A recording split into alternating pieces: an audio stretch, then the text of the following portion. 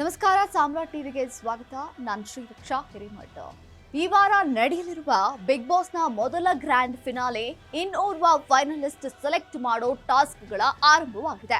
ರಾಶಿಕಾ ಹಾಗೂ ಕಾವ್ಯ ಇಲ್ಲಿ ಕಂಟೆಂಟರ್ಗಳಾಗಿದ್ದು, ಕಾವ್ಯಂಗೆ ಮನೆಯಲ್ಲಿ ಎಲ್ಲರ ಸಪೋರ್ಟ್ ಇದ್ರೂ ಕೂಡ ಆಟದಿಂದ ಔಟ್ ಆಗಿದ್ದಾರೆ. ಕಾವ್ಯ ಔಟ್ ಆಗಿದ್ದು ಏಕೆ ಎಂಬುದೇ ಈಗ ಇಂಟ್ರೆಸ್ಟಿಂಗ್ ಆಗಿದೆ ನೋಡಿ. ಹಲಗೆ ಮೇಲೆ ನಡೆಯುತ್ತಾ ಎದುರಾಳಿ ಆಟಗಾರ ಇಟ್ಟಿರುವ ಡಿಸ್ಕ್ ಅನ್ನು ತಿರುಗಿಸಿ ತಮ್ಮ ಬಣ್ಣದ ಅಧಿಕ ಡಿಸ್ಕ್ಗಳು ಮೇಲ್ಬದಿಯಲ್ಲಿರುವಂತೆ ನೋಡಿಕೊಳ್ಳಬೇಕು. ಕಾವ್ಯನ ಸಪೋರ್ಟ್ ಮಾಡಿ, ಕಾವ್ಯ ಅವ್ರಿಗೆ ಸಪೋರ್ಟ್ ಮಾಡ್ತೀನಿ. ಫೈನಲಿಸ್ಟ್ ಆಗಲಿ ಅಂತ ನನ್ನ ಆಸೆ. ನಾವು ಮಾಡಿ ಸ್ಟ್ರಾಟಜಿ ಯಾವ್ದು ಫೇಲ್ ಆಗಿಲ್ಲ.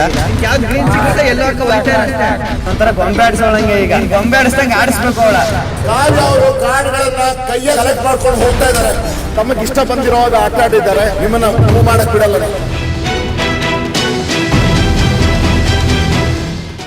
ಬಿಗ್ ಬಾಸ್ ಹೌಸ್ನಲ್ಲಿ ಈಗಾಗಲೇ 4 ಮಂದಿ ಫೈನಲಿಸ್ಟ್ ಆಗಿ ಆಯ್ಕೆಯಾಗಿದ್ದಾರೆ. ಇನ್ನು ಒಬ್ಬರನ್ನ ಫೈನಲಿಸ್ಟ್ ಆಗಿ ಆಯ್ಕೆ ಮಾಡಲು ಬಿಗ್ ಬಾಸ್ ಅವಕಾಶ ನೀಡಿದ್ದು, ಟಾಸ್ಕ್ ಪೂರೈಸಿದವರನ್ನ ಫೈನಲಿಸ್ಟ್ ಆಗಿ ಆಯ್ಕೆ ಮಾಡಲು ನಿರ್ಧಾರವನ್ನ ಕೈಗೊಳ್ಳಲಾಗಿದೆ. ಇನ್ನು ಈ ವಾರದ ಕೊನೆಯ ಫೈನಲಿಸ್ಟ್ ಅನ್ನ ಸೆಲೆಕ್ಟ್ ಮಾಡೋ ಟಾಸ್ಕ್ನಲ್ಲಿ ಕಾವ್ಯ ಸ್ಟ್ರಾಟಜಿ ಈಗ ಫೇಲ್ ಆಗಿದೆ. ಕಳೆದ ಸಂಚಿಕೆಯಲ್ಲಿ ನಡೆದಂತಹ ಟಾಸ್ಕ್ನಲ್ಲಿ ವಿನ್ನರ್ಗಳಾದಂತಹ ರಾಶಿಕಾ ಹಾಗೂ ಕಾವ್ಯ ಕೊನೆಯ ಹಂತಕ್ಕೆ ಈಗ ತಲುಪಿದ್ದು, ಇಲ್ಲಿ ಆಟಕ್ಕೆ ಬಿಗ್ ಟ್ವಿಸ್ಟ್ ಒಂದು ಸಿಕ್ಕಿದೆ. ಬಿಗ್ ಬಾಸ್ ನೀಡಿರುವಂತಹ ಟಾಸ್ಕ್ನಂತೆ ಬಾಕ್ಸ್ಗಳ ಮೇಲೆ ಡಿಸ್ಕ್ ಇಡಲಾಗಿದೆ. ಇಬ್ಬರು ಒಂದು ಬದಿ ಹಳದಿ, ಇನ್ನೊಂದು ಬದಿ ಹಸಿರು ಬಣ್ಣದ್ದಾಗಿರುತ್ತದೆ. ಹಳದಿ ಬಣ್ಣದ ಡ್ರೆಸ್ ತೊಟ್ಟ ಕಾವ್ಯ ಬಾಕ್ಸ್ಗಳ ನಡುವೆ ಹಲಗೆ ಇಟ್ಟು ಅದರಲ್ಲಿ ನಡೆಯುತ್ತಾ ಡಿಸ್ಕ್ ಅನ್ನ ಹಳದಿ ಬಣ್ಣಕ್ಕೆ ತಿರುಗಿಸುತ್ತಾ ಹೋದ್ರೆ, ಹಸಿರು ಬಣ್ಣದ ಡ್ರೆಸ್ ಹಾಕಿರುವಂತಹ ರಾಶಿಕಾ ಇದನ್ನ ಹಸಿರು ಬಣ್ಣಕ್ಕೆ ತಿರುಗಿಸುತ್ತಾ ಹೋಗಬೇಕು. ಇನ್ನು ಕೊನೆಯದಾಗಿ ಬಜರ್ ಆದಾಗ ಯಾವ ಬಣ್ಣದ ಡಿಸ್ಕ್ಗಳು ಹೆಚ್ಚಾಗಿರುತ್ತದೆಯೋ ಅವರೇ ವಿನ್ನರ್ ಅನಿಸಿಕೊಳ್ಳುತ್ತಾರೆ. ಈ ಟಾಸ್ಕ್ ಆಡೋಕೆ ಇಬ್ರು ಕೂಡ ಈಗ ತಯಾರಾಗಿರುತ್ತಾರೆ.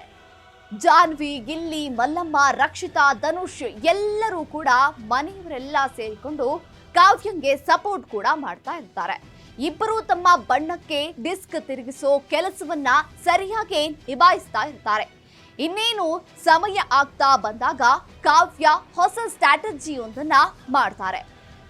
ಅದೇನೆಂದ್ರೆ ಡಿಸ್ಕ್ಗಳು ರಾಶಿಕಾ ಕೈಗೆ ಸಿಗದೆ ಇರುವಂತೆ ಕಲೆಕ್ಟ್ ಮಾಡಿಕೊಂಡು ಹೋಗುವುದು.